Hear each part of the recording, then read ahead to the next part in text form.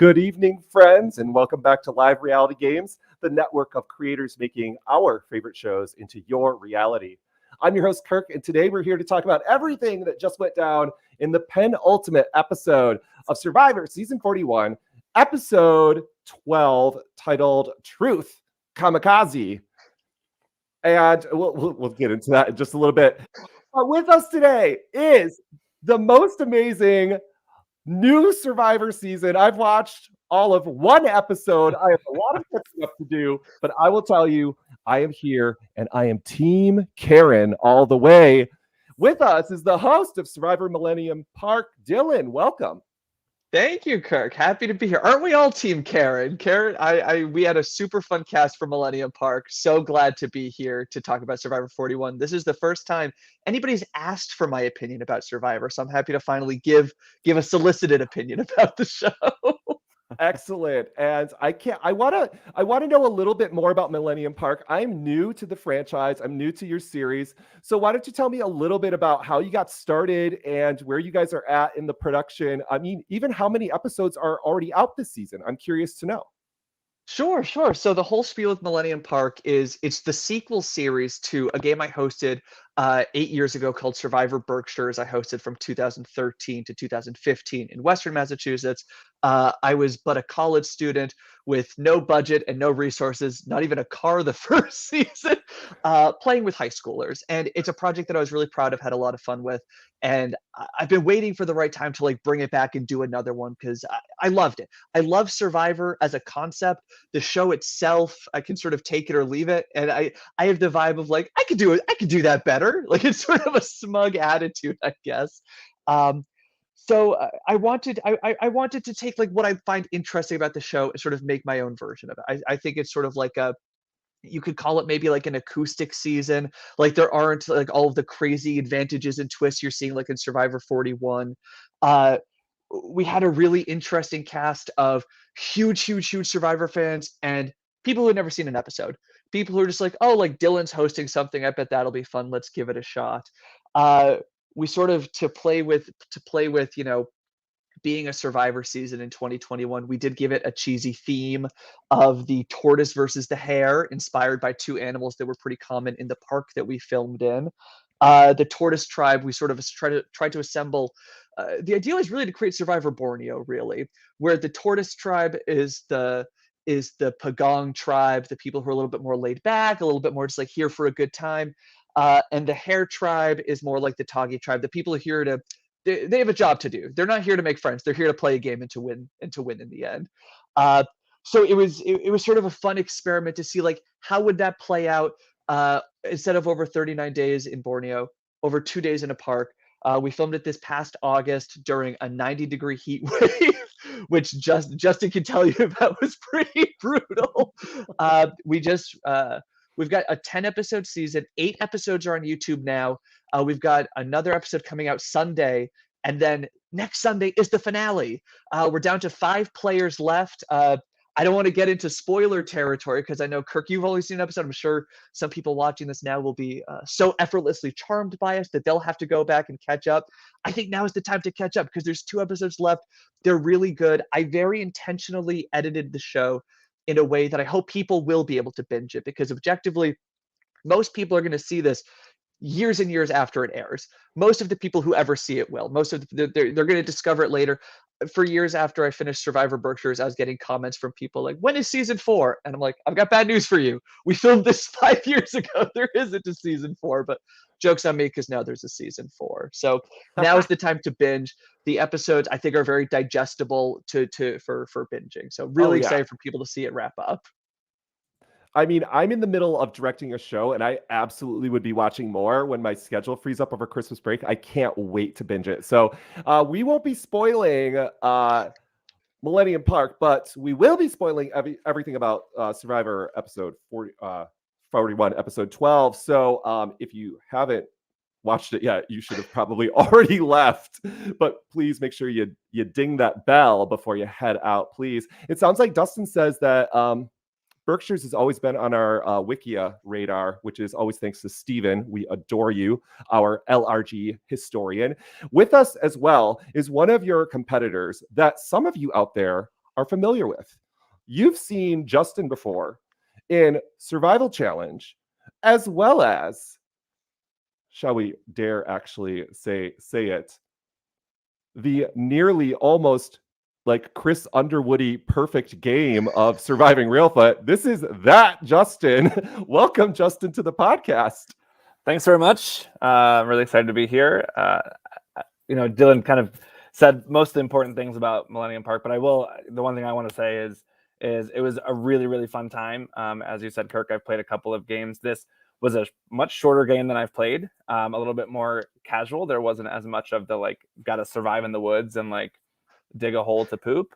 Not that type of survivor, right? So it was very, very much focused on the strategy and the gameplay, which I really was excited about because that's where I love to kind of be. So that was really great. And Dylan and his, I call him, he had 5 volunteers running around like crazy. They put on such an amazing event. I've seen these big productions where you have 30 volunteers and, you have all these different things and, a very, very small group put on a really, really fun game for our crowd. So I would highly encourage anybody inside of Boston or outside of Boston to apply for what I assume there will be a next season. I don't know if I'm allowed to do a season 2. My wife was one of the camera crew volunteers. She broke her toe during filming, which I didn't know until afterwards. So she's running up and down hills filming these little conversations with a broken toe. I don't know if I'm allowed to do a season 2. We'll see if I can talk any of them into doing a second one. Oh my gosh, that's some dedication right there from the production team. Yeah, oh really. Wow. Oh, your fellow alumni from SC is that the winner of Railfoot. Hannah, we love you. Haven't seen you in a while, dear. Good to see you in the chat. Justin, how are you feeling about this season of Survivor? What's your general overall take? It's so interesting because as I read all the controversy and all the different perspectives on this season, I'm just one of those Survivor fans that they could do just about anything to the franchise and I'd still probably love it and watch it and be obsessed. You can't expect that after 20 years on television, they're not going to continue to evolve the show, to try different things, and they're not going to always succeed, right? They're going to throw some stuff in there that some diehard fans are going to be like, that's garbage, right? But I think this has always been a microcosm of life, and life is going to throw weird shit at you and weird things that you don't expect and weird things you may not like, but you got to get through it, right? That's part of the game of life, and that is part of the game of Survivor. So of course, us, those of us who are couch experts on Survivor are always going to have opinions. I have loved it. There are certain things that I would be like, ooh, that was kind of a lame twist or whatever, but there's nothing that I think that would deter me from loving this game. And loving the show. I actually think in some ways that does harken back to some of the early days, not on the advantage side. Obviously there's every advantage you could possibly think of, but I think in terms of kind of getting to know some of these players on a more personal level, in terms of some of the actual strategy that's happening, it's been really interesting to see, how some of these idols, advantages, these different things have kind of, I think, forced the players to play a little bit differently than they have had to in the past few seasons. So I've been really enjoying it. I think it's one of the best casts.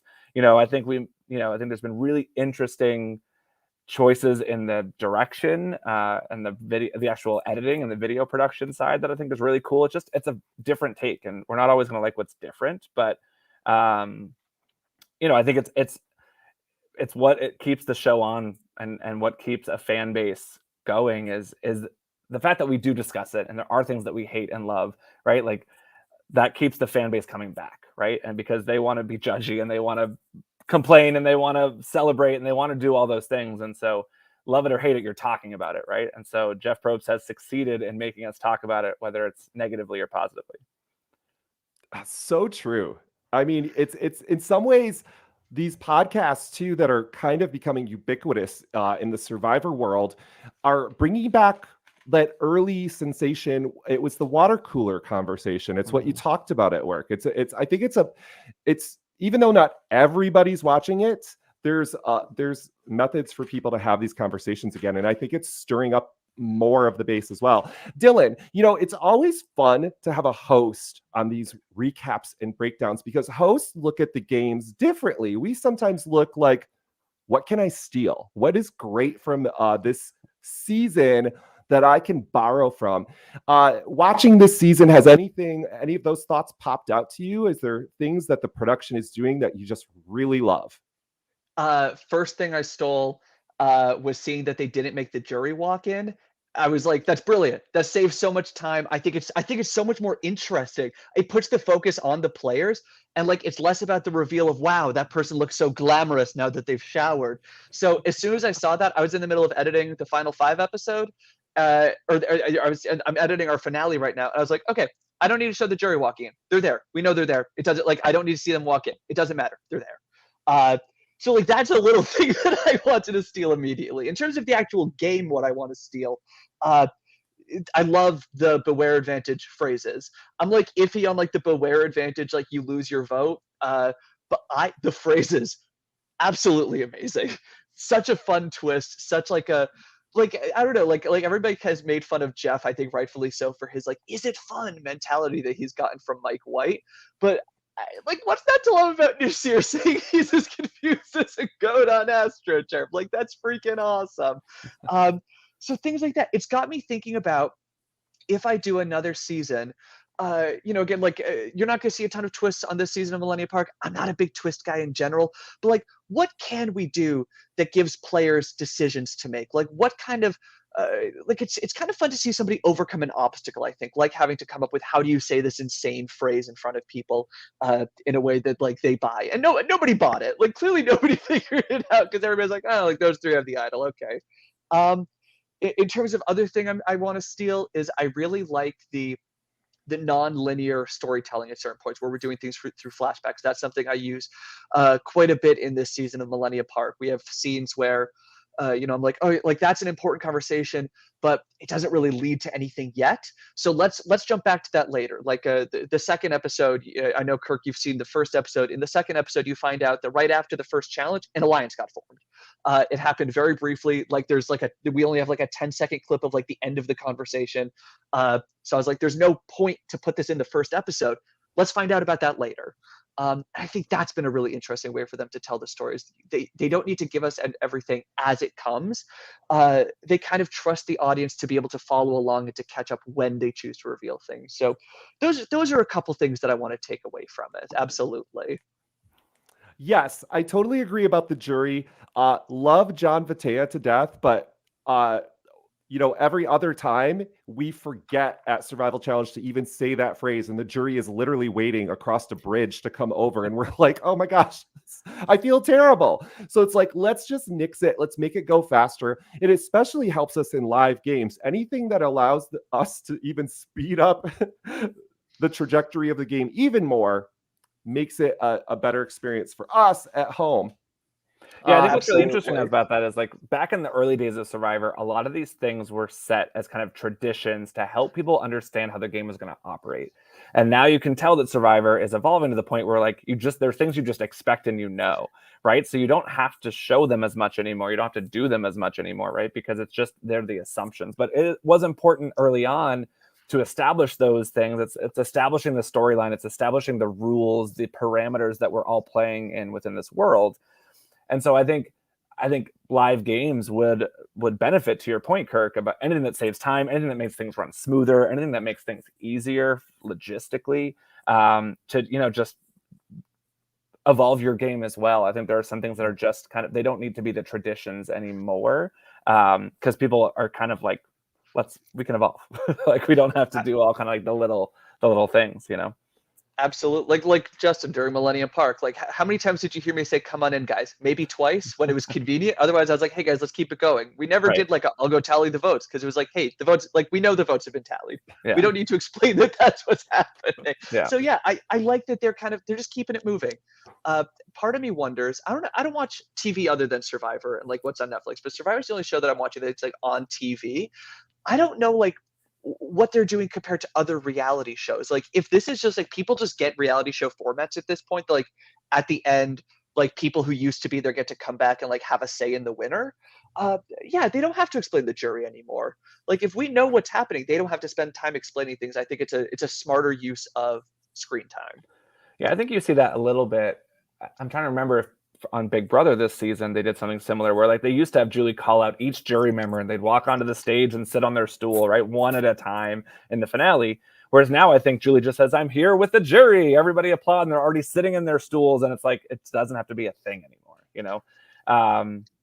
So yeah, I think there is a little bit of an evolution there. What makes me crazy is when I read comments in the different groups about how like Australian Survivor is so much better than American Survivor. It's like, there's only been 7 seasons. If you compare those 7 seasons to our first 7 seasons in the US, they're very similar, like in terms of storytelling, in terms of traditions, in terms of the challenges being more creative. I agree. We need to evolve to more creative challenges. We need to mix things up a little bit more there. But like, it's not apples to apples. There's been 40 seasons, 20 years worth of Survivor here in the States. It's going to be different than the early seasons of Australian Survivor. So get over it, everyone. Yeah, the conversation's just so boring. It's like, God, is this what everybody talks about in every freaking group on Facebook? Come on, people. Like, let's stop. Let's just take what's good, what we like, and borrow and keep making the game better. Because I believe it's a true social experiment that doesn't ever have to die. It really is a sport at this point. A social experiment turned into a sport, I think. Yeah. Anyways, Absolutely. And speaking of the sport, I'm excited to see, because I think in the next year, this summer in LRGs, or maybe it's going to happen sooner in Australia, that we're going to see a beware advantage. We're going to see something that says beware on it. And we're going to get to see if the first LRG player makes the same, maybe bad choice and picks it.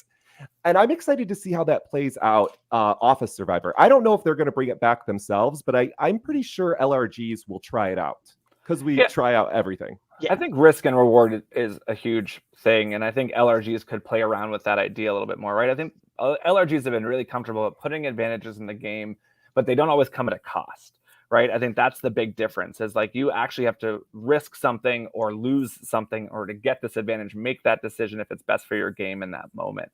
You know, in the games that I have played, there really hasn't been any of that. There's been currency, right? So you have to give up some of your currency, but there's not a ton of risk in that decision. You're not really losing anything outside of a little bit of currency, right? So I think it really would be interesting to see if LRGs will adopt this idea that if you want to gain something, you got to give something, right? Or you've got to lose something, and really having to make that decision. Absolutely. I think part of the fun with LRGs too, maybe compared to Survivors, I think with LRGs, and I haven't watched a ton of LRGs in recent years, but I feel like you get more like kind of just regular folks. Cause again, it's like you get like the diehard fans. They're like, I heard about this thing. I got to be part of it. And then you get the people that are like just friends with the host. So they do it. Like on Millennium Park, some of our players didn't know what idols were, like, let alone that they were in the game, like had no idea. The idea of some of the people we had finding like a little note that says beware, and they would just be like, okay, like what? There's a great scene where one of the players is like, you know, Dylan didn't ask for us to play an idol at tribal council, so there might not be any. And the person he's talking to has no idea what an idol is like, yeah, no, I don't think there are those things. Mm-hmm. So the idea that I love the idea of LRGs taking these in and just regular folks find some of these crazy advantages. I want to see what phrases people come up with for their beware advantages too. Yes. I think that's going to be a lot of fun. That would be great. I'm not sure. Go ahead, Kirk. Oh, LRGers, if you say something weird at a game, everyone's going to be suspect now. Like, they're going to be like... Right? Yeah, it's really funny. So in addition to live games, I've hosted some online games, and I'm not going to claim that I did it first. But in some of my online game seasons, right, I've required players to say certain things on the online game in order to get an idol, right? So it was like 3 different words. They'd have to say hippopotamus, trampoline, and Coca-Cola at some point in the live episode where I could hear it. If they could say all 3 of those things, they get an idol, right? So I fed that into my game, I think earlier this year. Not to say that Survivor stole it, but maybe they stole it. And you know, so I love that idea, that concept of like doing some risky things, some things that people might it brings some suspect on you. Because like, why the hell would you say something about broccolis being trees or anything like that, right? Like in the game, what I don't like is that they tied the 3 together, because then it just became obvious. Like Dylan said, right? Like once somebody kind of understood what it was, like exactly who had the idols. If it was somehow they didn't have to tie the three together, I think there could have been more mystery in that and a little bit more, just less suspicion. I think there could have been, I think the beauty about idols is not knowing where they are. And so, but as we'll get to, like somehow Xander's skating on through with his idol. He used to be target number one, and all of a sudden he still has it. So maybe it's not as big a deal as I thought. But I like the idea of these types of risk and rewards. I just wish there was a little bit less of a spotlight and that everyone didn't know about it. Yeah, I mean, especially get really into it, guys. It's true. It's Truth Kamikaze. It says in the bio for the episode, someone's going to win immunity and it's going to throw a wrench in the plans. And I was like, well, for me, I was like, it's got to be Danny or Deshaun. Like, I really thought that. And then I was like, oh, Ricard is the wrench in the plan? Why? How did I not see this, you guys? Because I did not see this as he was the wrench in the plans. I'm surprised to hear you say that, because I didn't read that. I didn't read that summary, but like the whole first half, it was a very standard episode, I thought, in the first half. Generally speaking, there were some interesting things, but generally it's like, we got to get Ricard, and then he wins, and they're like, well, so much for that. I thought it felt a little bit more like self-aware and a little bit more tongue-in-cheek, like with Deshaun and Danny, like openly mocking people for that. Like, I liked that detail to it. But otherwise, it's really interesting that there was so much focus, and I loved Xander's reasoning for why he didn't vote Ricard out last episode, right? The whole idea is like keeping shields in the game, something that I try to do in games as well, because somehow I'm typically targeted as a leader. I want to keep shields in the game. That's why I built an alliance with Kim in Millennium Park. Plug it again. Early in the game, because Kim is a badass, and I knew she would be a good shield for me, right? So the idea of keeping shields around is important, and it is, the whole concept is, when do I cut my shields? What's the right point where my shield becomes a threat versus when my shield, it is, I can let it go, and it's actually not a valuable number for me anymore. So I liked his reasoning there, but then I with Deshaun and Danny still in the game, I was confused as to why this was the moment, right? Like, that didn't quite ring to me. And I also didn't love the fact that it seemed like, oh, well, Ricard won immunity, so it must be Danny or Deshaun. I was like, why is nobody thinking about Xander? It's a testament to his gameplay. But like, no one's considering Erica, no one's considering Heather, right? Like, Heather's taking a GOAT spot. You allow Heather to stay in the game, that takes a spot away from you at Final Tribal because everybody wants to bring Heather to the end. Why would you take up the GOAT, right? Like, that's been a strategy in the past. Love you, Heather. You're not a GOAT, but you kind of are. Right? And like, everyone's talked about Erica in like middle of the season. Erica's such a big threat. Erica's so smart. Like, why these people are just, it defaulted to Danny and Deshaun, which just was really confusing to me, because from an outside perspective, and again, we're going on the edit, like, I can't see anything Danny has done strategically in this game besides being a part of the All Black Alliance, right? I don't see him making moves. Where I saw Deshaun making moves, like Deshaun made sense, but why Danny here? It made no sense to me. I'm going to come at you because I think they revealed his strategy this whole season. And I'm a little blindsided by it. We'll get to it in a little bit, but I want to defend Danny just a little bit when we get towards the end of the episode recap. Anthony Gomez says, is Erica the best position to win besides Ricard? I think she has a shot at beating everyone left. What do you think?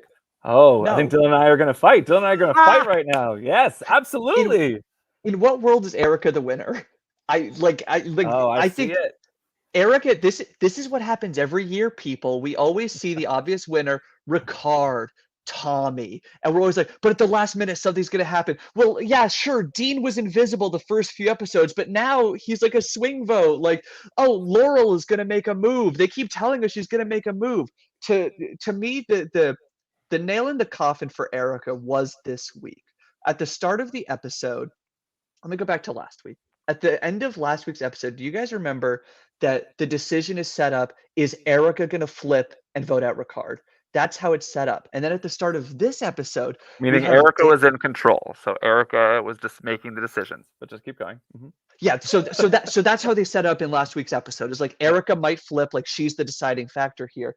And then this week, it's not talked about at all that Erica was the swing vote. It's all about Xander. Danny says at the start of the episode, I was depending on Xander to flip. It all of a sudden, it's all about Xander. And to me, it's that kind of inconsistency with Erica's position in the game that it feels like we're watching Laurel talk about, oh, is she gonna vote out Wendell or Dom? We're watching Dean talk about the GOAT army. Like, this is the same red herring. It's Ricard. Drop the 4, keep the 1, drop the H from Richard, it's Ricard. I buy into that theory entirely. It's so interesting because I actually feel like we're kind of getting, and I know this has been talked about. I'm not like coming up with this idea on my own, but it's kind of like a Michelle-ish, Natalie White-ish kind of edit around Erica, I feel like. Whereas like, because when you think about it, like Erica did make this decision. It seemed like Erica was in the swing vote. I think what Danny was referring to is that Xander would have forced a tie, right? And would have forced Erica to make the decision. He needed both Xander and Erica to flip, but he was counting at least on Xander to force the tie. That's how I interpreted it. But I felt like Erica was really in the driving seat. Not only that, but Erica made the whole plan about splitting the minority vote as well, right? So she really drove that decision, I think, during the Shan vote. That's true, yeah. Right? And like, what was interesting is everyone was like, all right, we're going to do Shan, we're going to do this. And Erica's like, but we need a backup plan in case Shan plays her idol. And this is how we're going to split the votes. Like, she drove that decision. So I think there's an interesting story for Erica. I'd love to see her articulate at the end. I'd love to see her find her path. Is she best positioned to win? I think so, maybe because Ricard and Xander are such obvious targets and threats that she can continue to maneuver under the radar. I think if Xander or Ricard gets to the end, she's screwed, right? So she's got to get to the end at this point now with, I think, Heather and Deshawn. And this episode, she did say she wouldn't take Heather. So maybe she's going to go to the end with a Xander, and I think Xander could smoke her, So I think if she played her cards right, she's in the best position to win. But and I do think there's an edit that supports it. But I don't know. And maybe I'm just hopeful because I love her and she's my MVP on my fantasy team and I want her to win. I guess a question that I have about the Erica thing, because you're right, like we've seen people win with sort of like more low-key edits, like Michelle, like Natalie. I guess my question with Erica is, like she talks in this episode about like people are waiting for a woman to win. I am certainly among the people who are disappointed that, like, somebody pointed out on Twitter the other day, like it was 2017 the last time a woman won. It's like actually 2017 was when that season aired. 2016 is when Game Changers was filmed. A woman has not won Survivor in 5 years. Right. I have a hard time buying that Survivor would have their first female winner in 6 or 7 seasons be so under-edited. I think that's such a disservice to her if she's the winner. But if you think about it, Luvu's only early story was the Erica versus Sydney kind of battle. That is true. Right? That is true. And they kept winning. So there was no real reason to be looking at them strategically because they kept winning everything, right? But one thing I did notice a lot is that Erica always seemed to be in the front, to walk in the front of every challenge. She was the one leading the path a lot. Like, I feel like they did their best to plug her in where they could. But I would not be surprised if she gets to the end and wins. One thing that does frustrate me, though, is that if that is the case, I have loved all the discussion around the diversity and the importance of and the challenges with playing with, the color of your skin being a factor. But I think one thing that's been missing from this whole storyline is the other minorities that are also there, right? The Nasirs, the Erica. Like, there's a lot of focus on the Black Alliance and the Black group last week, and I'm just like, why are none of the other minorities like speaking up and telling their story and be a part of this really important narrative? That's the one thing that I feel like is missing, because I feel like that if there was a stronger story for Erica there, and they dabbled on it a little bit this episode, they touched on it a little bit, there's a little bit of that moment, like I would feel more confident in that being an edit for her to win. But because she hasn't been a big part of that story, like I'm wondering if we are going to see like a Deshawn win at this point, right? Like, I can't imagine that world, but because this was so central, just based on this gameplay, but because that narrative has been so central to the storyline, I could see something happening there. I agree with that. I think that's I think right now my 2 winner picks are probably Ricard is number 1 and then Deshawn. Kirk, I don't know if you have a question lined up. Can I ask a question? Absolutely. Do you guys think, can Xander win? because we keep like people keep talking about like I can't believe they let him get by another round, and at this point I'm like, is it just because he can't like they don't think he can win, like or that he legitimately like is just not like I don't know. We think like oh like he's like a Malcolm, he's like a this and that, like people that we like and like people that have been portrayed as like underdog winners or contenders to win in the past. Maybe he's out there. He's just kind of a dud in actuality. Yeah, What do you guys I'm think? really curious. Like, I don't know how his idol was such a big factor early merge, and now it seems like nobody cares about it. Is he just that bad socially and jury management wise that they just feel like he's also a GOAT? But I mean, he's won challenges. He's single-handedly like kept Yasa in the game early in the season. You know, like he has been the underdog and has somehow now found his way on top, and that has to be based on social relationships, I would assume. I think next to Ricard, he's playing the best game, at least from what we can see as viewers. So, you know, I think the most interesting final two for me would be a Ricard versus Xander showdown, right? But it really, and I do think, you know, it's interesting as much as he comes off as a surfer bro, I do feel like Xander is pretty articulate and probably could tell a pretty good story. And I actually think Ricard could tell a really good story, a really emotional story. I don't know that we've seen enough from Erica, definitely not from Heather, around like how they would tell their final tribal council story. That's an interesting comment you made, Justin, because as Nick says, is it a final two this season? I don't think so. I know I said final two. I didn't mean it. Okay. So what Jeff just said at the end of this episode, right, is there's two more challenges, a fire making battle, like, and then a winner, right? Yeah. So I would assume final three based on that. Would they ever go back to a surprise final two with the fire making challenge still in the game? Do you know what I'm saying? Like, in other words, the forced fire at 4. Then could they ever? I mean, this would be kind of a fun twist, actually, to throw in a final 3 immunity challenge in a season, and they're going to be like, "WTF? My whole plan's out the window." Right. That would be amazing. Like, they absolutely should do that, right? I think as everyone has observed, like when you get to a final 3, typically there's a no vote finalist, right? There's one that's kind of a dud. They were dragged along, and as much as we may love them, like Michelle, we loved you at Winners at War. Like, it's unfortunate that you have that player there that takes away some airtime. You want to hear more from the final 2, right? Or for them 2 players that are battling it out. And I just don't think, I'm not sure what the point of it is. And I do think there's so much value, and you'll see it in Millennium Park. No spoilers. You'll see it in Millennium Park. Like the final immunity challenge winner's decision of who they're going to bring to the end and how that sets them up to either win or lose. There's so much that goes into that decision of who am I going to bring to the end. You also saw it at the end of Real Foot, right? Ronnie, who no one thought was ever going to, you know, get to the end based on being sick and all these things, wins the final immunity challenges, has to make a decision between me or Shane, right? And it, because of all of my hard work, and actually going back and watching some of the videos, Shane put a lot of work in with Ronnie as well. So it really I think was a much closer decision than I even knew it was. You know, these types of final 2 decisions are really, really important to the game and to the strategy. And final 3, it feels like there's less control of your own fate. It feels like there's less strategy behind it. It's kind of like, well, I'm going to definitely bring this one because they're a GOAT. All if the other 2 go to fire because I only want to face against one of them. It just kind of sets up a very repeatable pattern where you have like a Lauren and a Dean going against each other in fire, right? Because Tommy only wants to fight against one of them, right? Or whoever, I don't know, Nora only wants to fight against one of them, right? Like that kind of concept, right? I forgot it was Nora.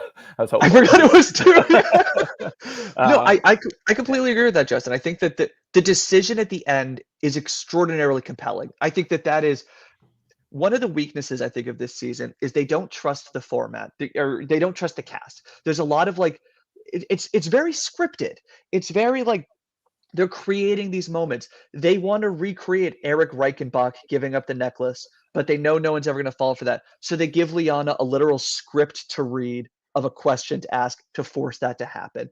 They don't trust that the final 7 is going to be compelling. So they add this little do or die twist. Keep going, Dylan. I got a take.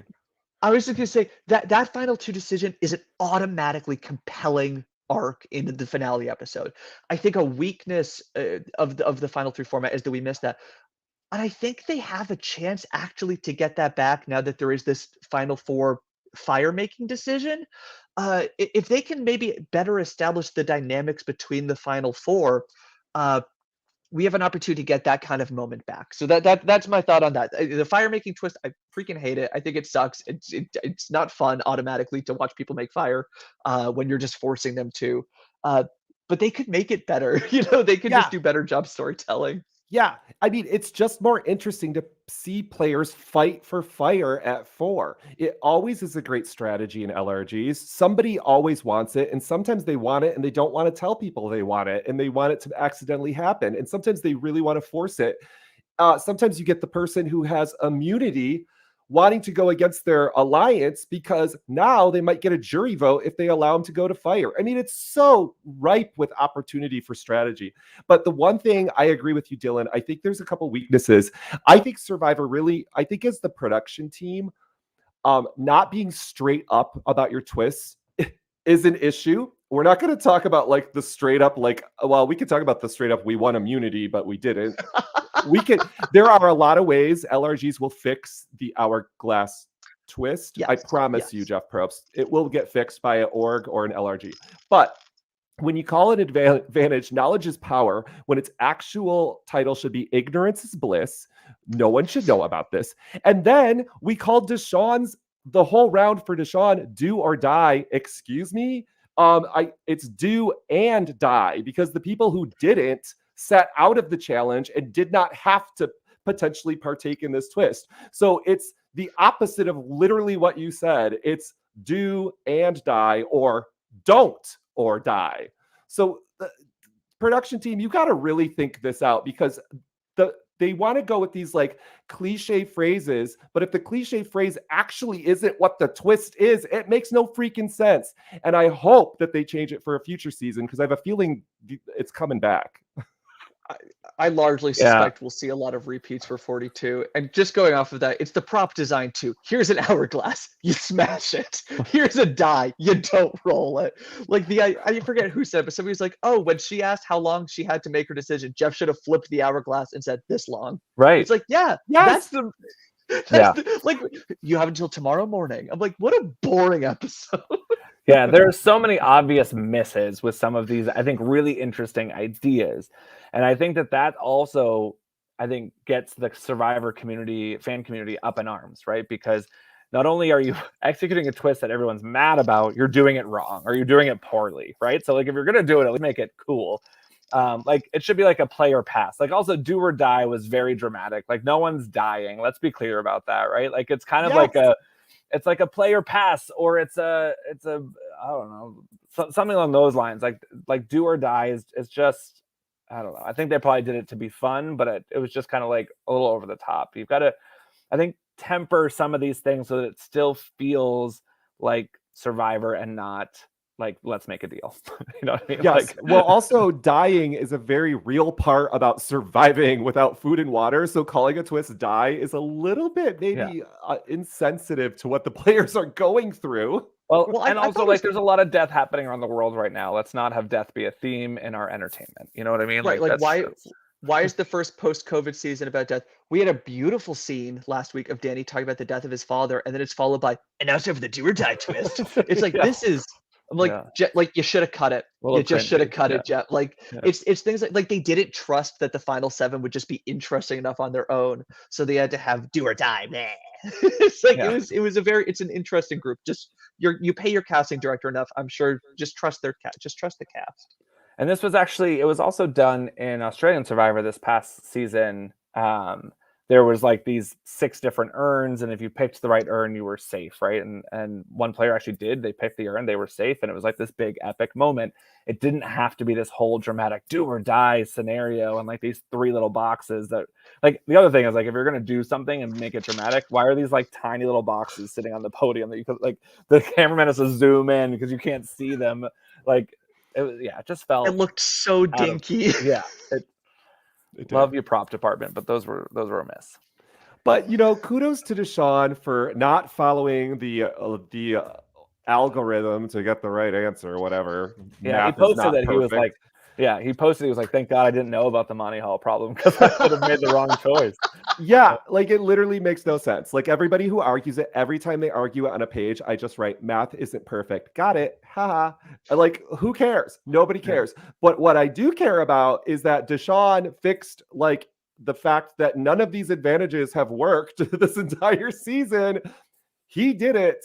That's not enough for me to vote for you in the end, Deshaun, but you did it. Thanks for not making our season worthless. Appreciate it. Like I understand that. But let's get into like literally we're 40 minutes in. We haven't even talked about a challenge yet. This is Really beautiful. quickly though, before they do that, I just want to go back to Anthony Gomez's question about Erica. One thing that I am worried about, and I want all the fans to rally behind her, is like, will this hourglass smashing hurt Erica's game? Is everyone going to be mad about that if she gets to the end? Or is anybody going to think you wouldn't even be in this game if it weren't for the hourglass twist? And so, like, how can I vote for you? How can I vote for that? Right? Like, that's one thing I am concerned about because it was such a big moment. There was so much contention that we didn't even see that didn't make the edit about people being pissed about losing immunity. Right? You saw it in some of the post interviews about people actually throwing a hissy fit at final tribe or at that tribal council about that whole twist. Right? So. Like, it does that do enough to taint Erica's game where she can't get out of the shadow of that, and people are they're not gonna want to vote for her because she was the kind of the person to hold that twist. That's a question to the universe, but I hope it's not. I hope it's not true. All right, we can go back to what you want now, Kirk. Sorry. I don't know. It's interesting. I kind of want to talk about that too. But the hourglass twist will be talked about for ages, and we will know in a week whether or not that twist does haunt Erica and her chances of winning. I think maybe the fact that they're more mad at production, they might see Erica more as an accomplice and not somebody who was the saboteur of that total idea. Yeah, you gotta hate the game, not the player, right? It was the same feeling I had when I kind of, spoiler alert, like worked my way back into Reelfoot, right? I was like, are people gonna be mad that I won this twist and I got my way back in, and like, is that going to affect my ability to get to the end and to actually win this game or not? And like, most people were like, hey, we want to vote for the best player, the best winner. Like we can't hate the twist. Like you took advantage of a twist that was there. Like any one of us would have done that. And we can't hold it against you, you know? I'm just thinking of all of my live comments on all of those videos. I was so wrong. I totally thought Ronnie, I was like, Ronnie's going to win this thing. This dude doesn't move from under a tree. Everybody comes to him. That's not what happens. Okay. We go after Deshaun's tribal aftermath and therapy session with all of the subsequent players, whether it's therapy or them trying to maybe garner a jury vote or both, we will come to see. But we get into a 2-team challenge, and I almost already have forgotten. This is the basketball challenge, right? Yeah. So this was a mess. They were exhausted. It starts with Jeff going day 22, like in the goofiest little voice. And then the option for the winners is protein and vegetables or cake and candy. Xander with an amazing quote. That's Xander candy. That's my type of food. That reminds me of home. Like, dude, it's chicken and broccoli. Like, what are you talking about? Yeah, like Xander's the only one who's ever had chicken and broccoli. The challenge is a mess. They're exhausted. They clearly have not been fed at all.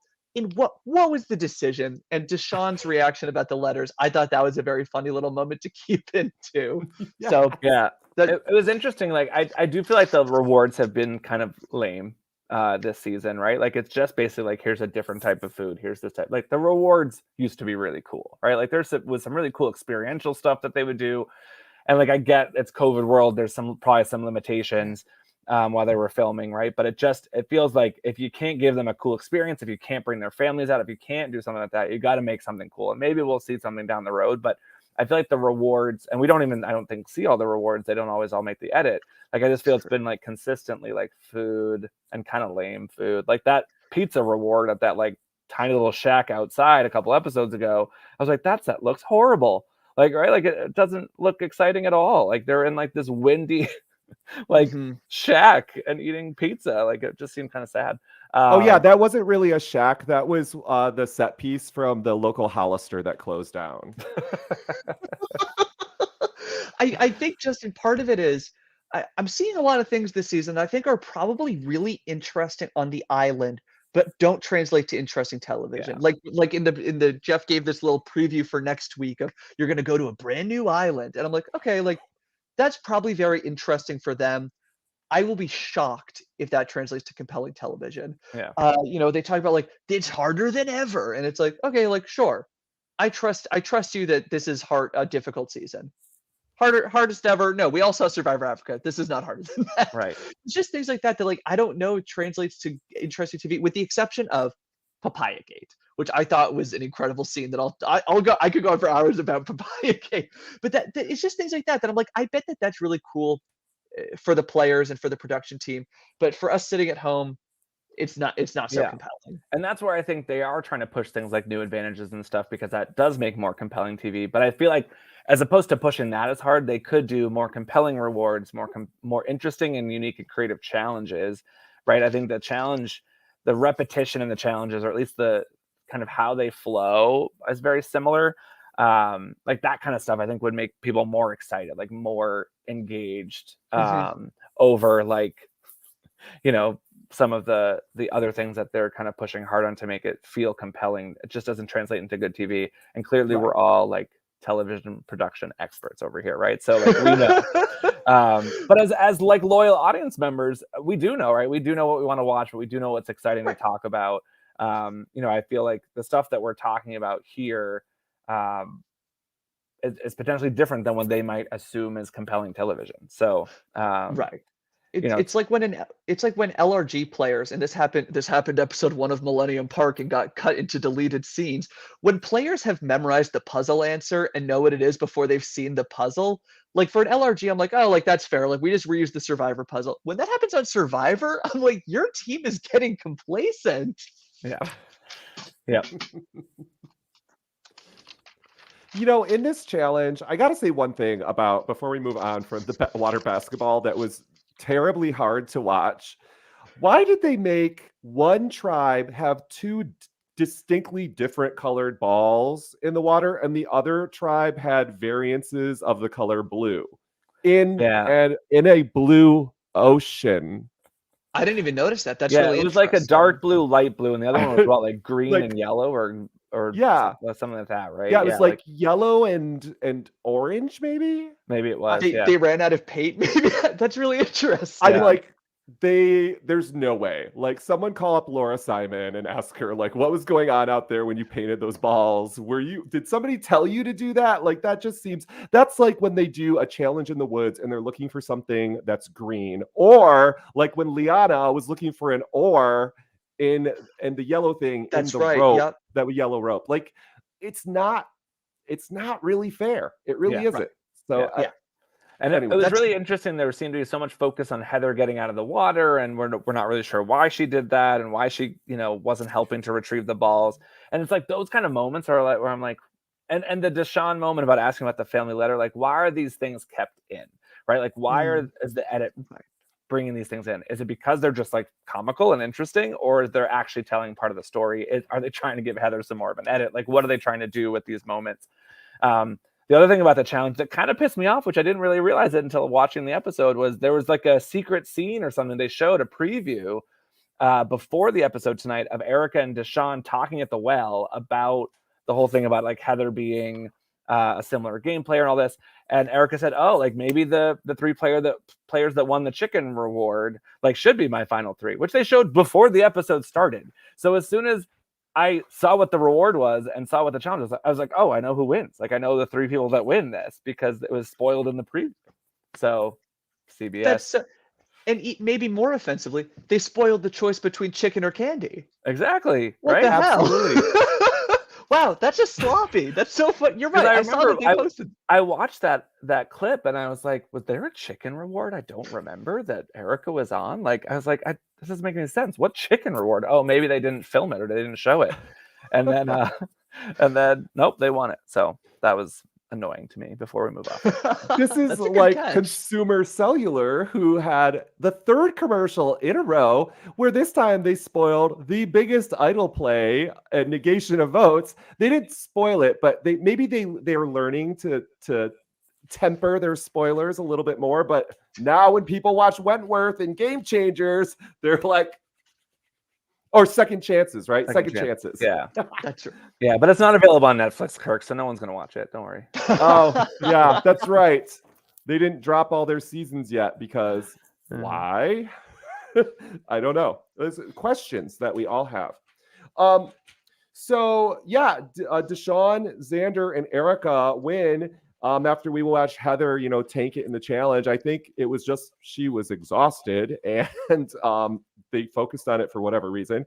And Deshaun, even though he doesn't trust Xander and Erica, they eat their meal together, which must have been amazing. I love his quote, "I'm about to bite into $1 million." I thought that was great. And we have Danny looking for idols while Ricard and Heather decide to go do something together, which was probably strategized. So I think Danny was making the right move, regardless or not of what other people might have thought of it. And I'm so confused, like what he found. We all saw him find some burlap and rope. Did somebody hide something fake that I missed? Or was there just random burlap and rope in the rocks? My impression was that was like what we saw was something that was hidden and he just didn't find it. I don't know. Did you guys notice? I think it was after the immunity challenge. You know how like nowadays when like somebody has an advantage, it says like, "Oh, Danny, immunity idol." Did you see they put immunity idol question mark? Yeah, so I think this was part of what they were trying to do around kind of play, like making it more fun, making it more playful, like not actually showing them. They really haven't seen that many people actually getting their advantages this season, right? There's been so much kind of mystery behind, did they get it, did they not? The flashback to Nasir getting his idol, like I love that stuff. And I could tell in the edit, I was like, well, they didn't show him get it or not. Then they had this question mark thing. Then they didn't talk about it for a long time, right? Like Ricard asked him, like, did you find anything? He's like, well, I'm not going to tell you. And we didn't cut to a confessional of Danny being like, oh, I found it, until much later in the episode. And then all to come to find out that he didn't find anything at all. Like, right? I didn't understand the point of that. I was surprised that they gave it away in his confessional. I was like, oh, we're gonna wait till tribal to find out. And now he's like, if you're gonna do it, go all in. Yeah. They like tiptoed in and they got like nervous that we would be mad at them. They backed out. Yeah, it was bizarre. Yeah. So I'm not sure if he actually found something that was burlap and rope and nothing else, or he didn't find anything. I thought he said in his confessional, I found some burlap and rope, but I think you're right. I think he did say that. I wasn't clear. Yeah, I guess that is kind of confusing. Was that the burlap and rope that we saw them flashing to? Right. I think something I appreciated is something they've established this season is they'll show idol hunts that are not fruitful, which I think is good because in the past, like you just know, like, okay, like someone's about to find it. Maybe it's a twist and it's not the person who started the idol hunt who finds it. But like if someone's talking about idol, someone's about to find it and it's like, okay, like who's it going to be? So I did appreciate that there was some suspense or a literal question mark on it. Yeah, true. I love the mystery. It brings me back always to Amanda Kimmel's great idol play. And can we please get more of that? And that's all the edit. That's all it is. Yeah. We just need you guys to do your job. Yeah, I love being blindsided by some of those things. It's okay. I won't be mad that you didn't tell me everything along the way. Like I love the blindsides for us as an audience member of them pulling out something like that. Like we don't need to know every little thing unless it's super crucial to the storytelling, which I get, right? But we've also, as you've seen, like we've had so many idols not played this season, right? We've had so many advantages not go the right way. So it's been kind of messy on the advantage front of like, what's the right story to tell with these advantages? Like, why did we even, I think the whole extra vote thing that Shane got from JD and then voted him out, like that whole thing was a cool story, right? But I don't know, like some of the other things, I don't know if it just makes sense to harp on them so much if they don't actually get played or played appropriately.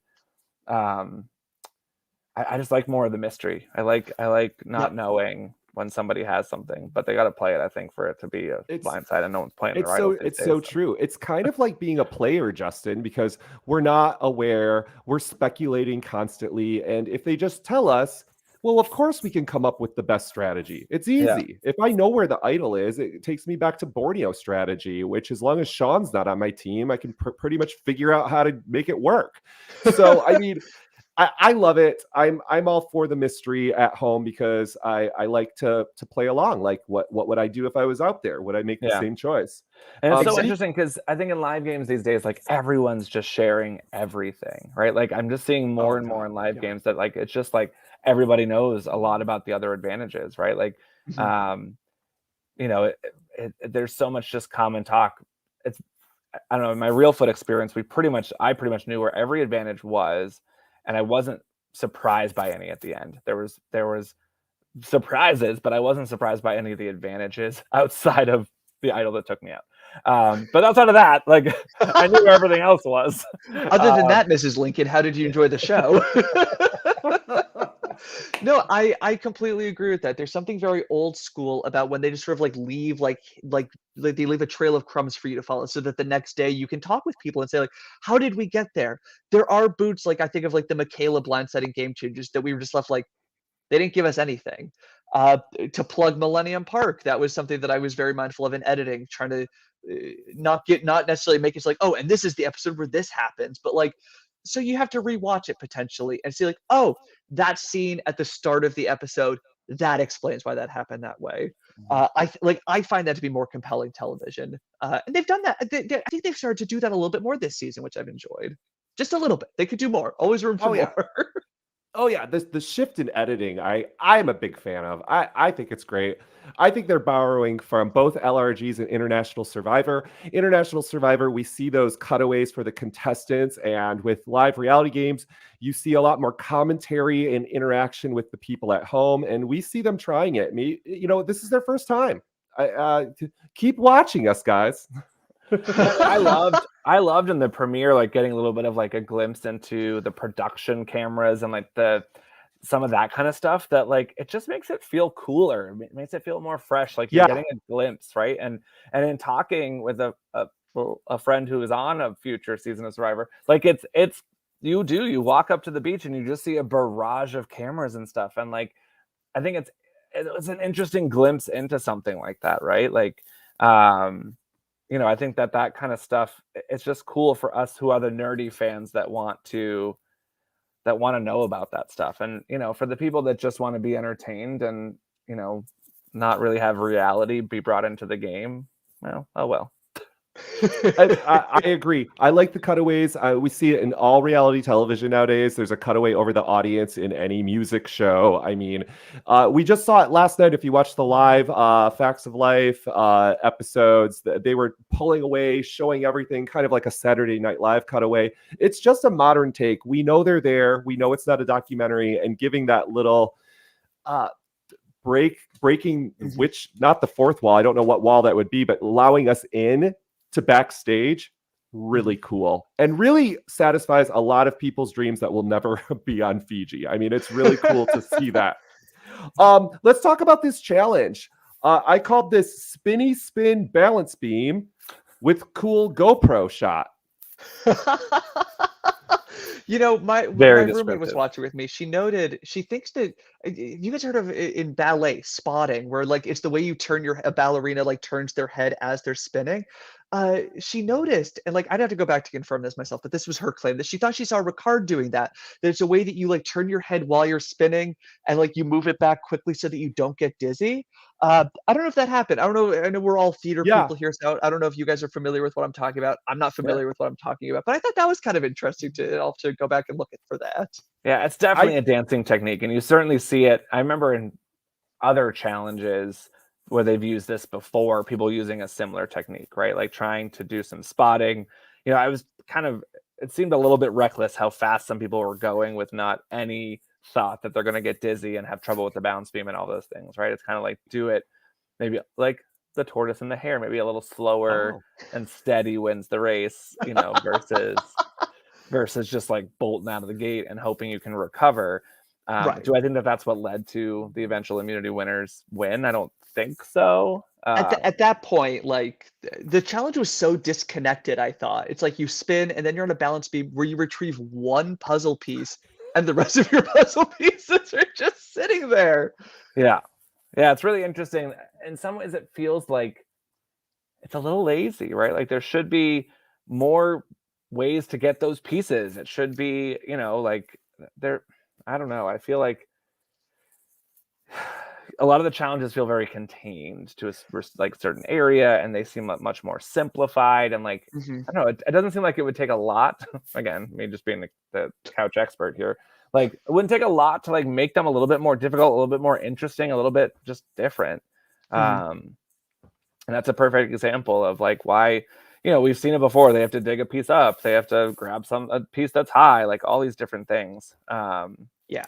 So, and even something where like on Big Brother, I know where like, you're building your puzzle, but you have to run back to the start and tap something every 30 seconds or every minute or something, or the puzzle falls apart, right? Like those types of things that would just Mm. like make the challenge a little bit more compelling, Yeah. If this could have been one of those tilt puzzles that you had to hold the platform up while you built it, if that's possible, that could have been really cool. Yeah. I love the metaphor, Dylan. I didn't mention this earlier, but Justin, you just brought it up again about the tortoise. And you said it in episode 1 of Millennium Park. You're like, in Survivor, the tortoise can win. Slow and steady does win the race in this game. And Dustin and I were like, yeah, it's so true. Like, that's such a great metaphor. For as like cheesy, quote unquote, that you call it, it's actually really true. Both the hare and the tortoise in a game of Survivor can both get to the end. It's just a question of who is going to get the vote at the end, really. Yeah. And it could be either one of their game. And I do feel like Erica's a bit of a tortoise here, right? Like, Yeah. her game has been slow and steady. She's making some bigger strides towards the end. And I feel like a Ricard and a Xander may be seen more as a hare just because they've been more bigger targets. They've been more kind of in your face. They've been, used more as shields, and they're obvious threats, right? Where Erica's kind of sneaking under the radar. I would even say like Danny would have been a little bit of a tortoise, right? Like kind of sneaking. Yeah. Like the fact that, people saw or talking about Deshawn being more of a threat than Danny in challenges. Like Danny's like a specimen physically, right? Like this guy should be crushing challenges. And somehow he was able to downplay that threat level of his challenge strength, and whether that was on purpose or not, I don't know. Yeah, I think the question of like the tortoise versus the hare when it comes to Survivor is like you can be zooming ahead of everybody. If you fumble it at the end, you fumble it at the end. We've seen it a million times where like the fourth place robbed player, they were so close, they should have been the winner, but alas, they couldn't seal the deal, and a tortoise snuck by.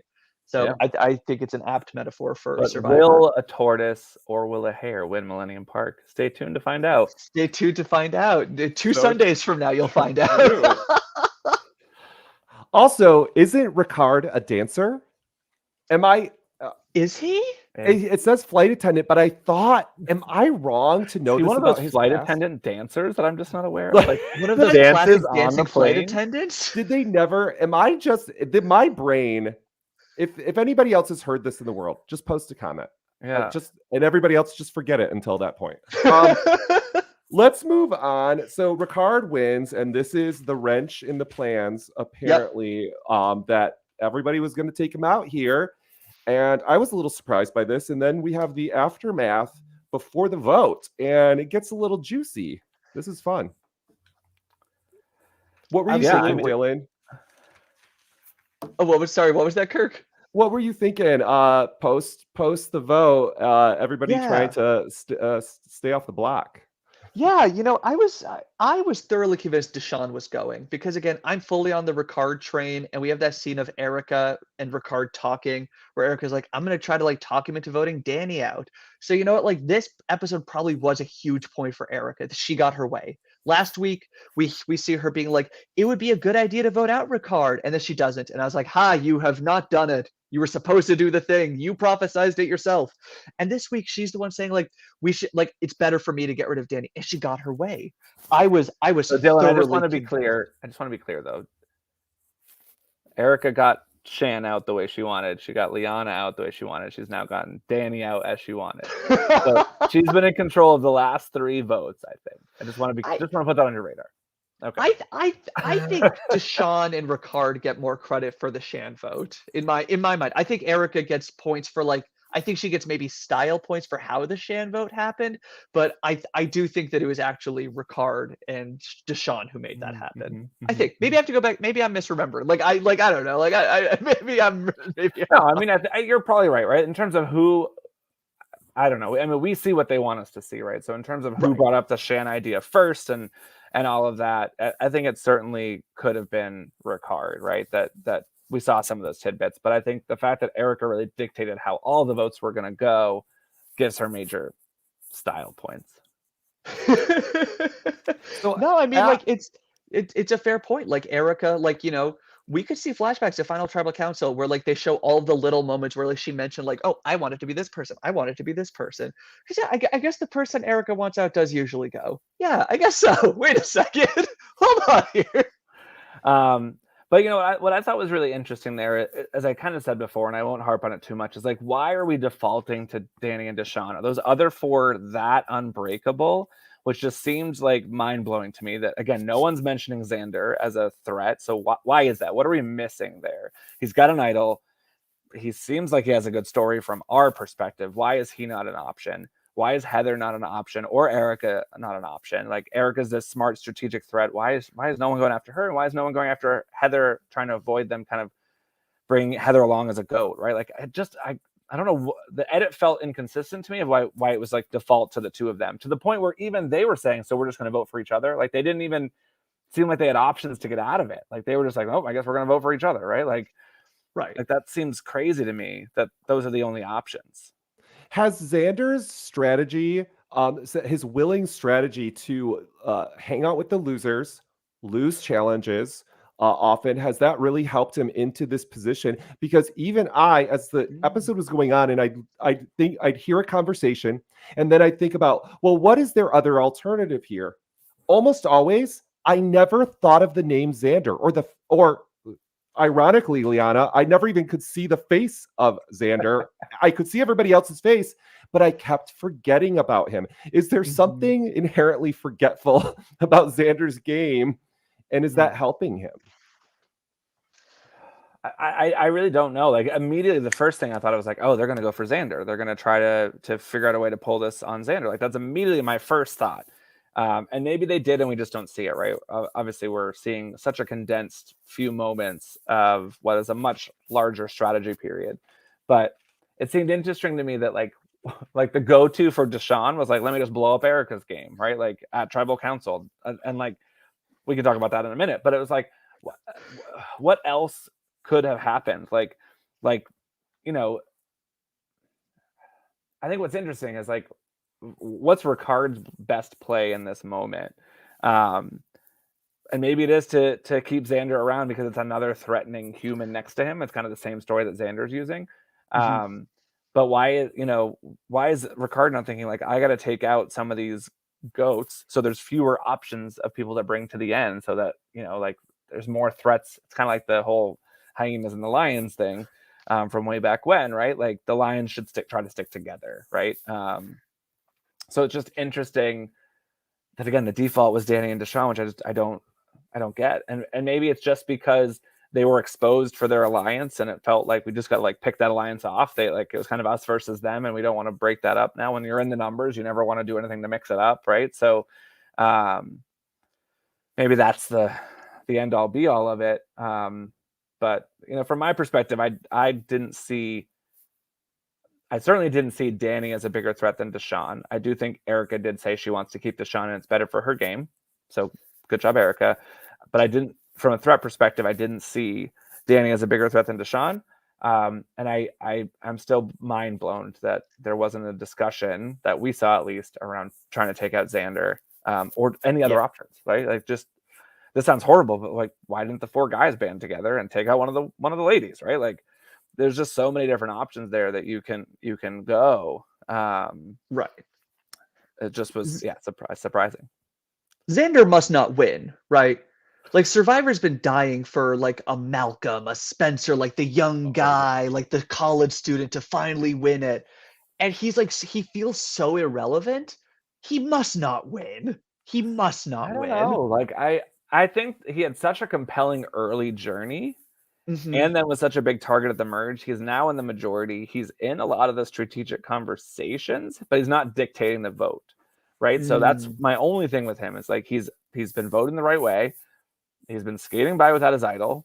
He seems like to be someone that a lot of people trust, a lot of people go to. Like Deshaun went to him, Danny went to him. Like these people are going to him.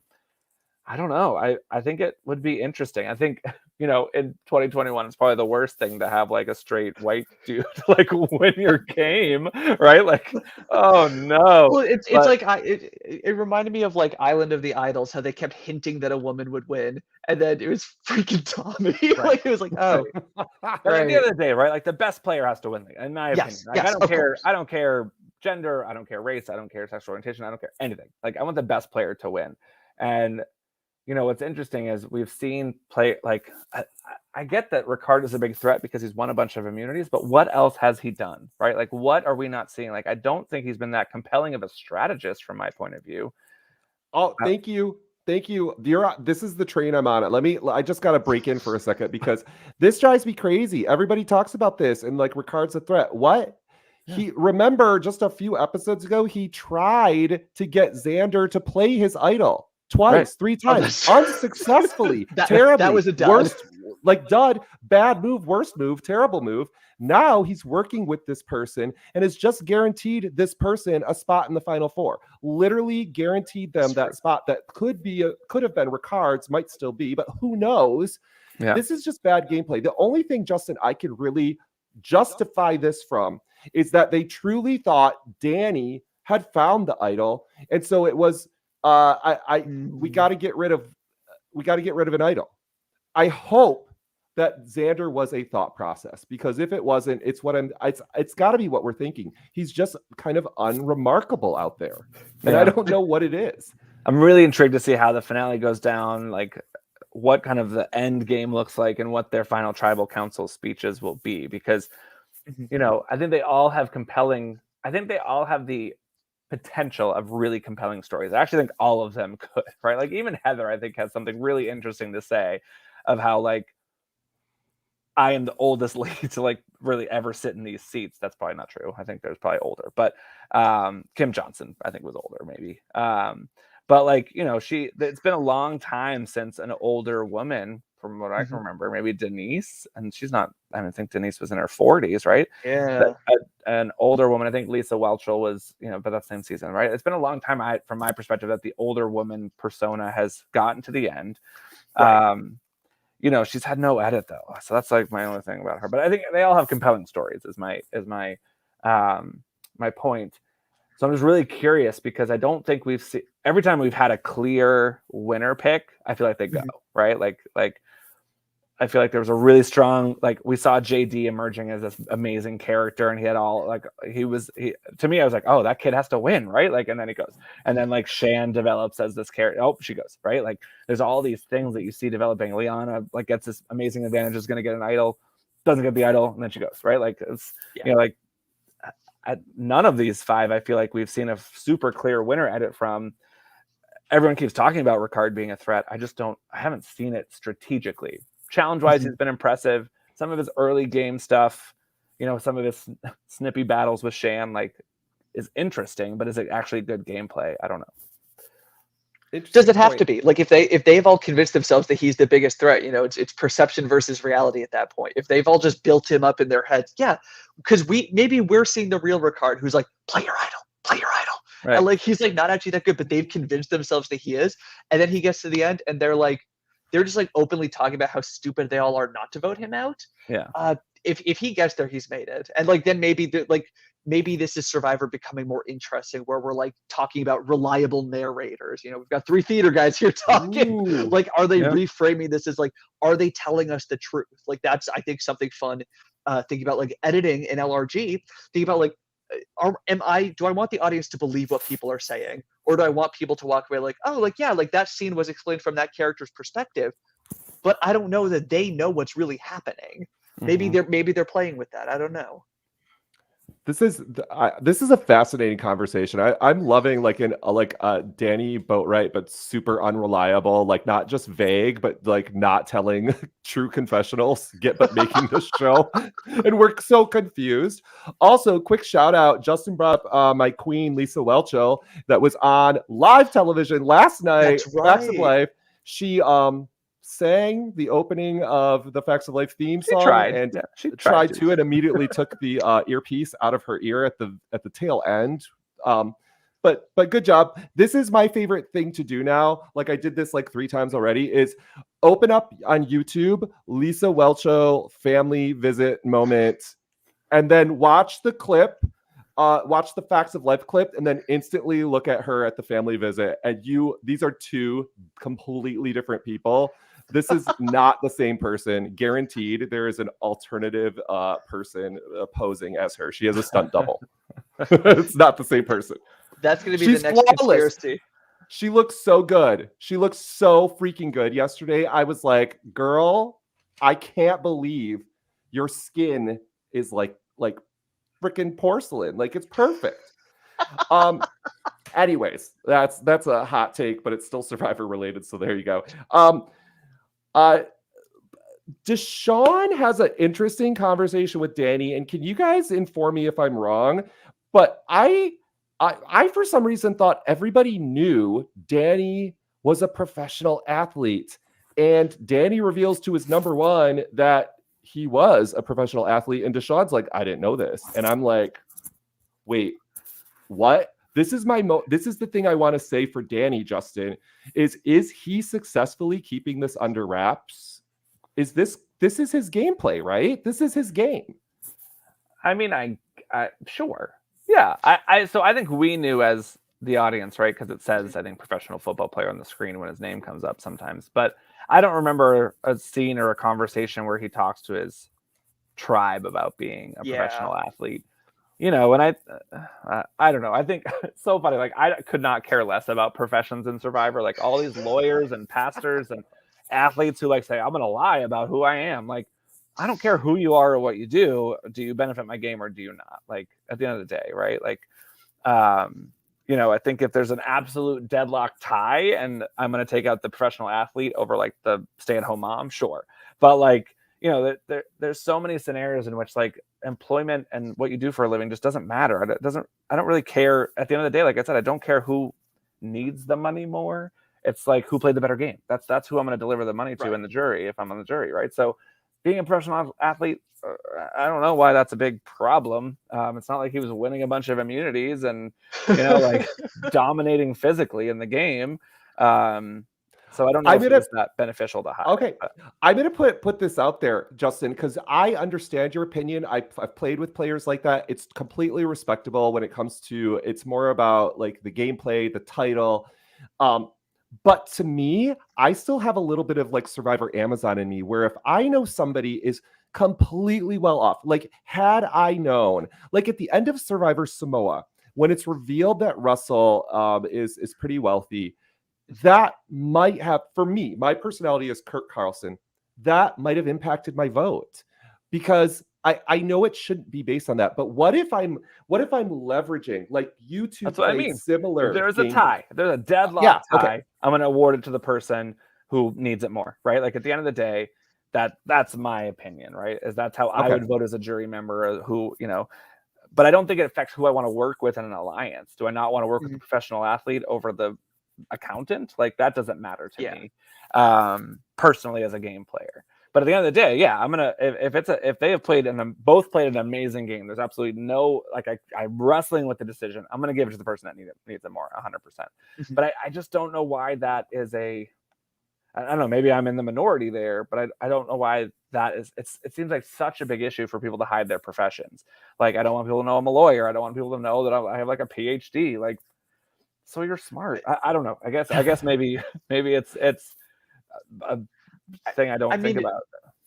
The reveal it just always comes back to me from like Jeremiah from Kagayan being like, you know, I'm actually a model. You can Google I'm a model. Like, I don't want to tell anyone I'm a model. Like, why? It's so goofy. Like that might help your game. Everyone's gonna assume you're a dumbass, you know? Like tell them you're a model. I want like if I ever play in an LRG, all my confessionals are gonna be like, I don't want anyone to know I'm an administrative assistant because people think administrative. Like I'm gonna make it like a big thing in confessionals so that they have to put that in. I don't. Yeah, it's goofy. It's very cheesy. But I would love it. When he turned around and was like go Cowboys or whatever he said, like my roommate and I like cheered. We were like, yeah, that was awesome. that was worth it. Like that was a great little moment. For a second, I felt like the truth bomb might have been that. But we didn't see it. So too. But I still wonder if it's something we didn't see and they're just trying to be really nice in the edit. Because that must have been so tempting. Deshaun as a player, we've already seen him go around and talk and share information, get information. That must have, if he didn't tell anybody, that must have been hard, especially knowing it's going to go to a deadlock tie.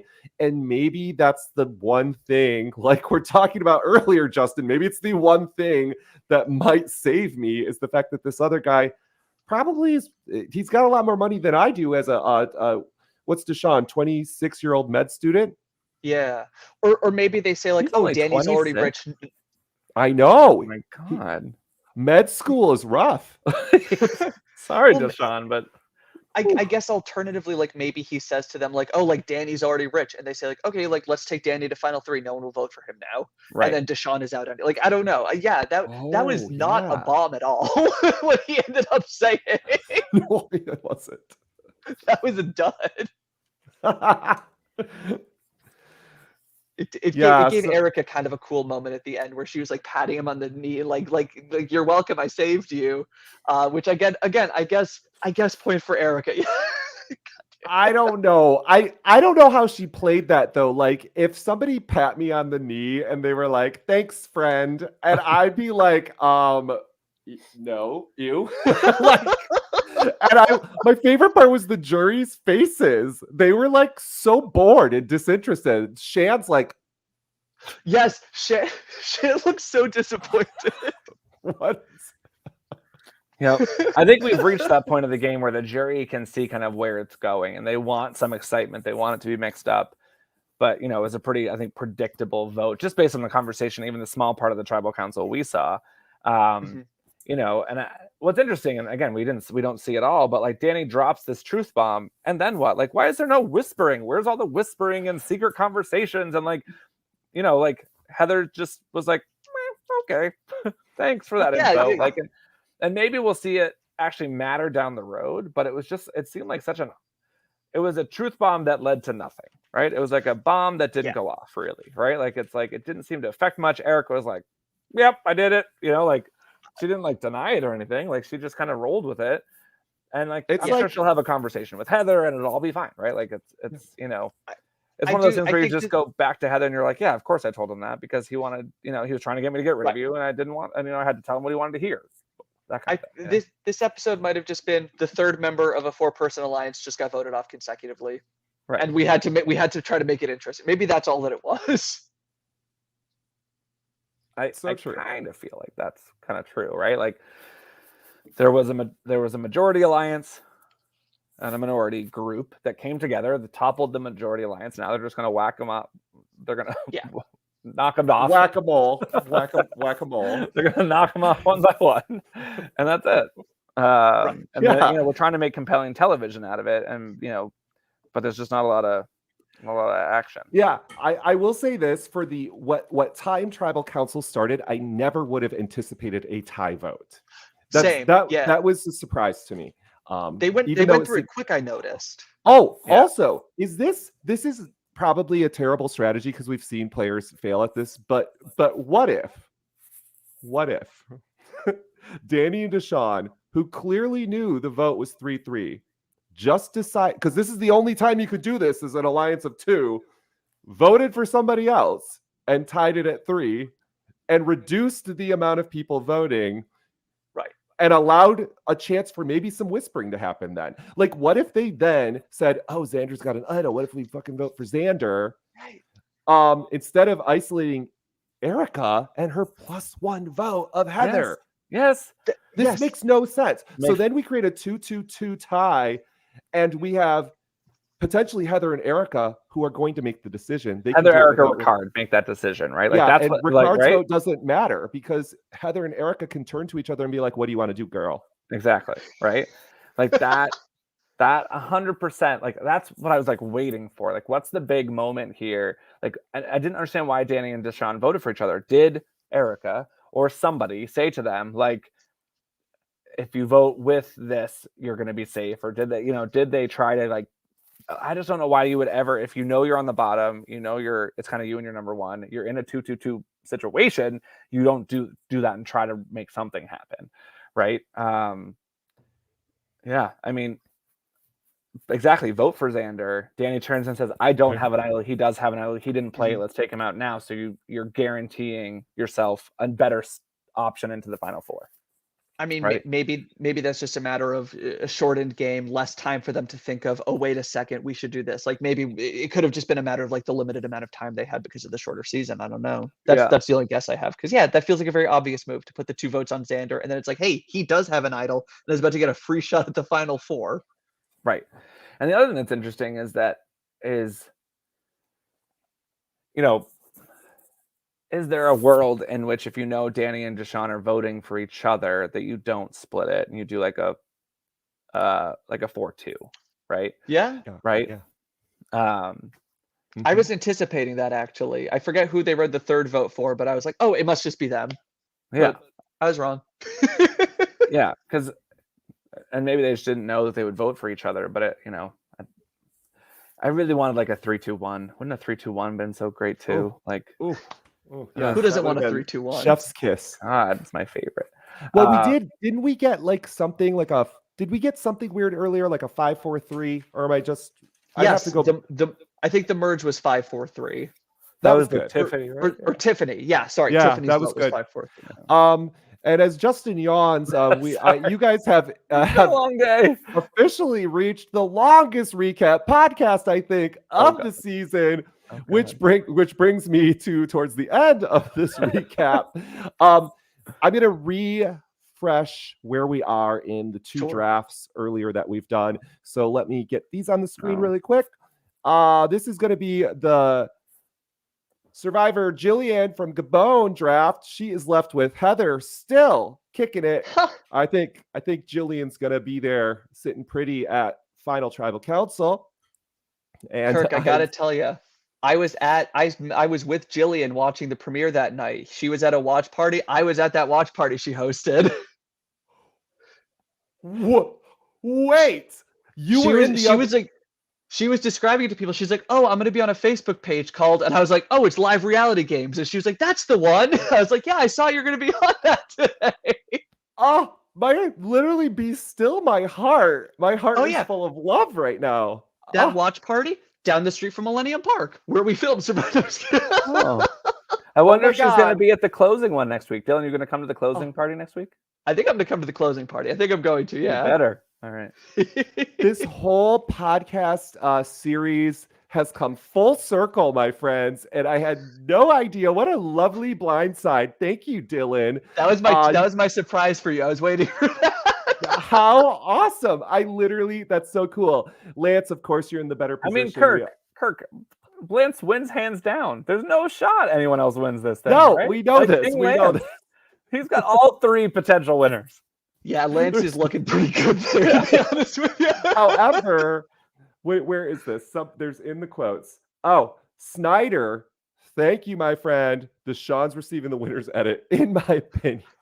I think so. Deshawn would certainly, from my perspective, be the most interesting edit because to me, it's the most misleading, right? Like he's been playing so messy and so sloppy.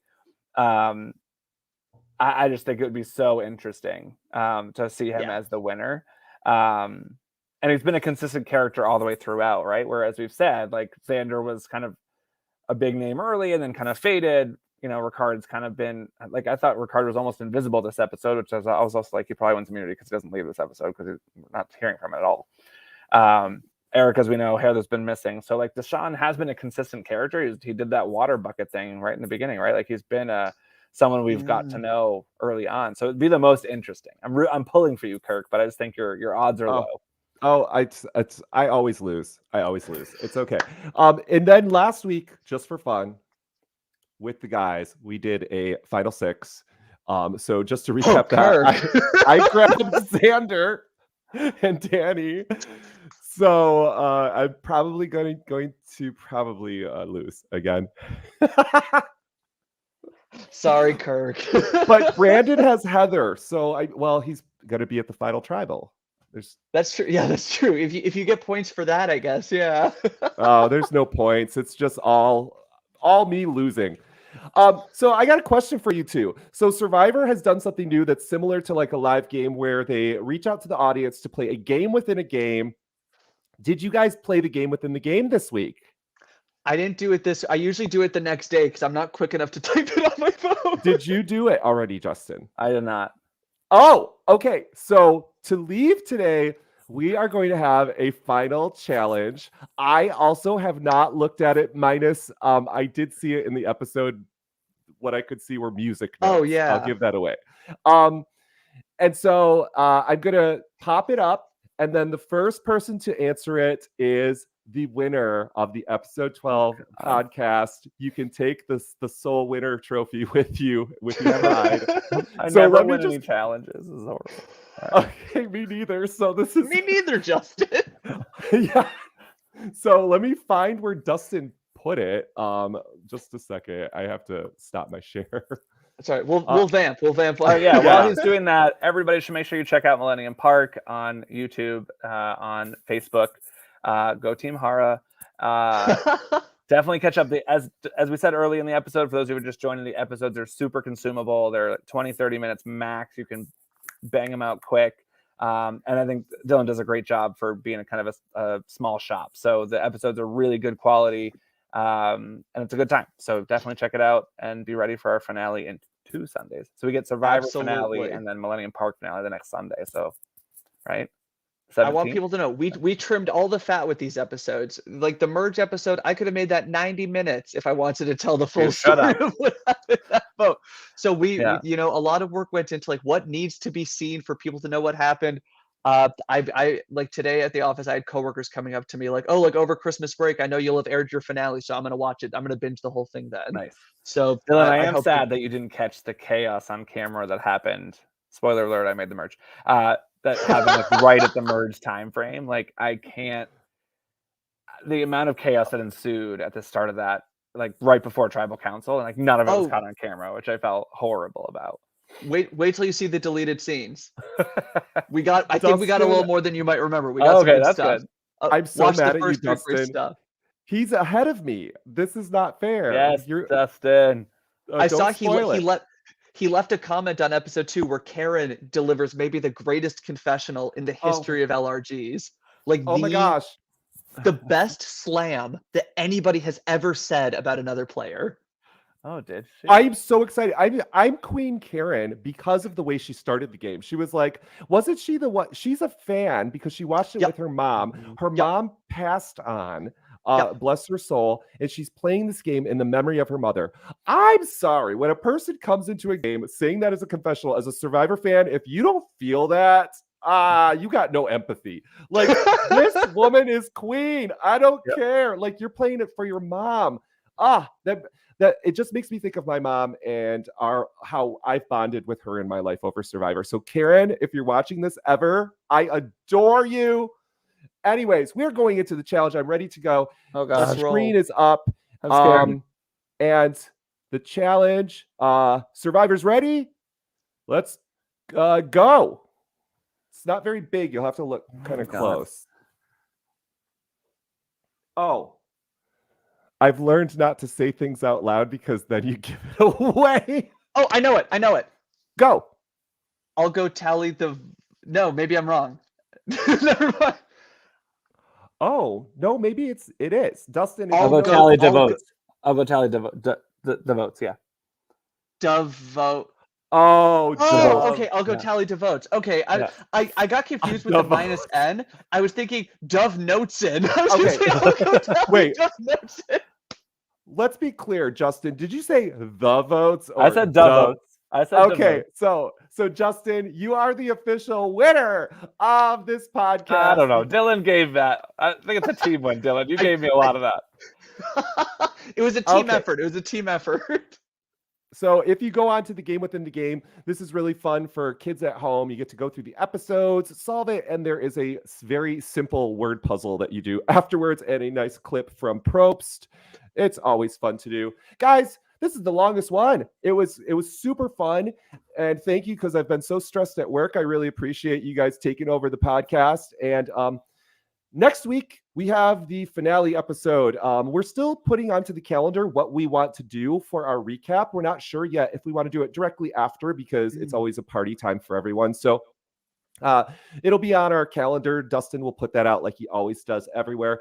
Thanks, guys, for being a part of this. And everybody at home, keep following, like, and subscribe. We have a lot of content, and we're trying to follow as many live games as possible out there. If you're looking to be a podcaster and would like to have an opportunity, there's a ton of stuff to cover out there. We have a platform for you. Just hit any of us up, or there's a form somewhere to fill out. Just hit up Hannah, Naomi, Steven, Dustin.